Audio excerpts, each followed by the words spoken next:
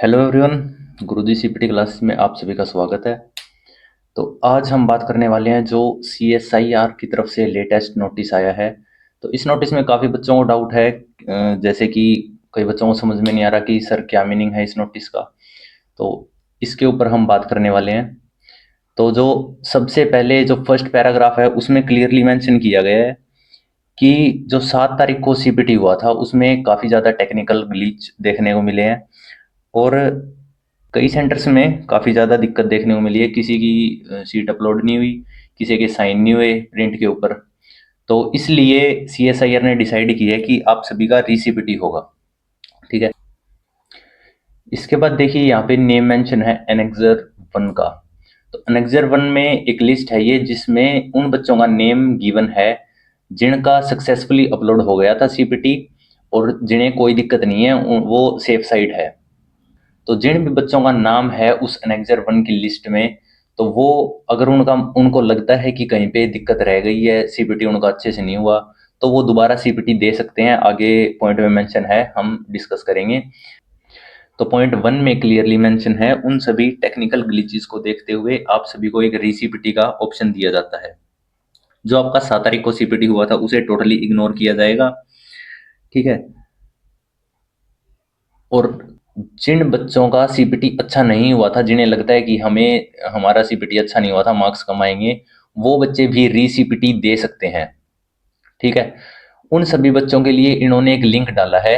यहाँ पे ये मेंशन है लिंक, जो ब्लू कलर में शो हो रहा है आपको। जिन बच्चों का नाम लिस्ट में है, मतलब जिनका अच्छा हुआ है, सीपीटी कंप्लीटली अपलोड हो चुकी है फाइल, वो बच्चे भी सीपीटी दोबारा दे सकते हैं।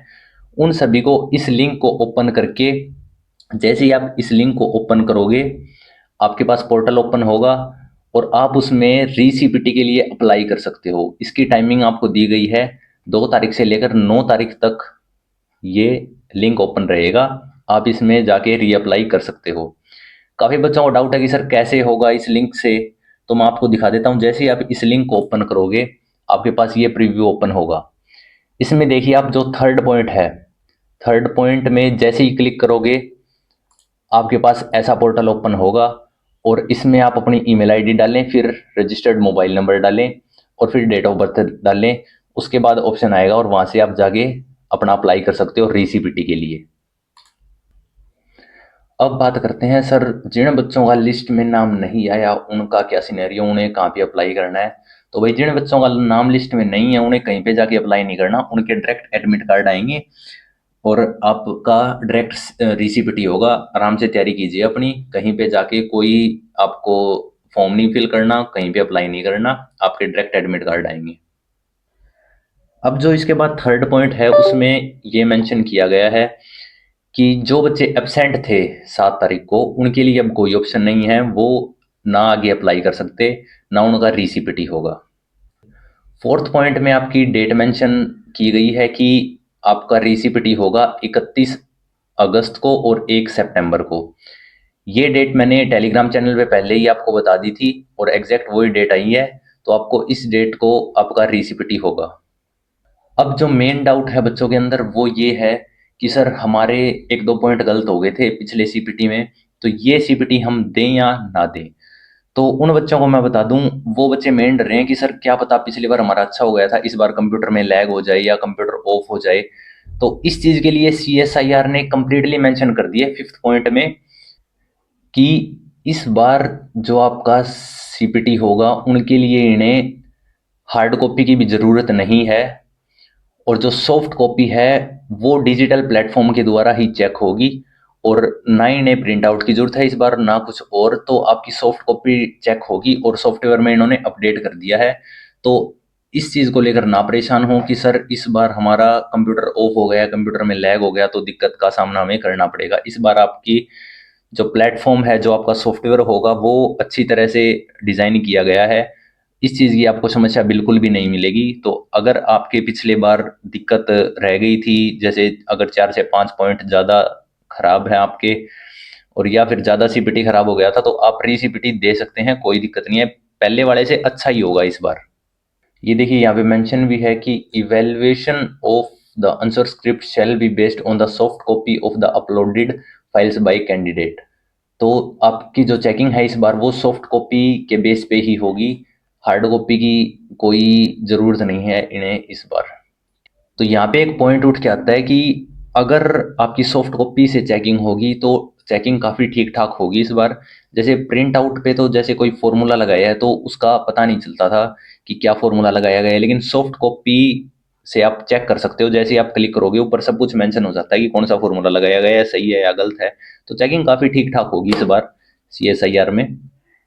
तो अब बात करते हैं, काफ़ी बच्चों के डाउट आए हैं कि सर कट ऑफ क्या इंक्रीज होगी या सेम रहेगी, या और नॉर्मलाइजेशन सर किस बेसिस पे होगी। तो 6th पॉइंट में इन्होंने क्लियरली मेंशन किया है कि नॉर्मलाइजेशन जो होगी वो 7 तारीख के CPT टेस्ट को देखते हुए और 31 तारीख और 1 तारीख को देखते हुए, तीनों को देखते हुए होगी।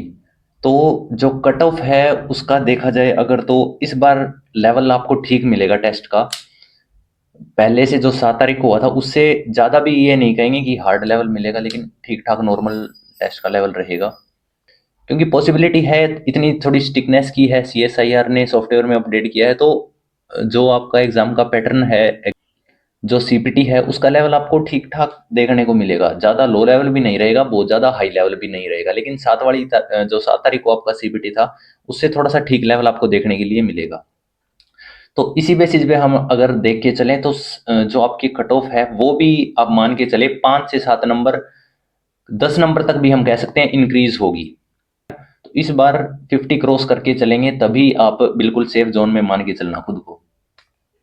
इसके बाद 7th पॉइंट में आपको क्लियरली मेंशन किया गया है कि जो 7 तारीख को CPT हुआ था, लिस्ट में जिनका नाम है उनके अलावा सभी बच्चों के लिए वो CPT डिस्पोज माना जाएगा। उस CPT की अब कोई वैल्यू नहीं है। तो ये था आप सभी का CSIR के द्वारा जो लेटेस्ट नोटिस आया है उसके बारे में। अब काफ़ी बच्चे पूछ रहे हैं कि सर रीसीपीटी देना चाहिए या नहीं देना चाहिए। तो मैं आप सभी को बोल रहा हूँ ये डिसाइड तो आपको करना ही पड़ेगा, क्योंकि CPT देने आप गए थे, आपको पता कि कैसा हुआ था CPT। अगर आपके ज़्यादा ही आपको डाउट लग रहा है तो कोई दिक्कत नहीं है, इस बार स्मूथली कंडक्ट होगा CPT बिल्कुल, क्योंकि मामला कोर्ट में भी जा चुका है। तो इतना रिस्क नहीं लेगा CSIR, बिल्कुल सॉफ्ट लेवल पे, स्मूथ लेवल पे आपका कंडक्ट कराया जाएगा CPT।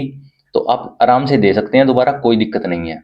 जो बच्चा CSIR CPT के लिए तैयारी करना चाहता है तो टेलीग्राम ग्रुप से आप जानकारी ले सकते हो। CPT के लिए कोर्स लॉन्च हो चुका है, 499 इसकी फीस रहेगी, जिसमें आपको ऑनलाइन क्लासेस प्रोवाइड की जाएंगी, डेली बेसिस पे मॉक टेस्ट होंगे और डाउट सेशन होंगे। इससे अच्छा कोर्स आपको कहीं नहीं मिलेगा इतने मिनिमल प्राइस में। तो आप इसे ज्वाइन कर सकते हैं, टेलीग्राम चैनल से आप इसकी जानकारी ले सकते हैं। लिंक मैं टेलीग्राम चैनल का बायो में डाल दूंगा। Thank you everyone.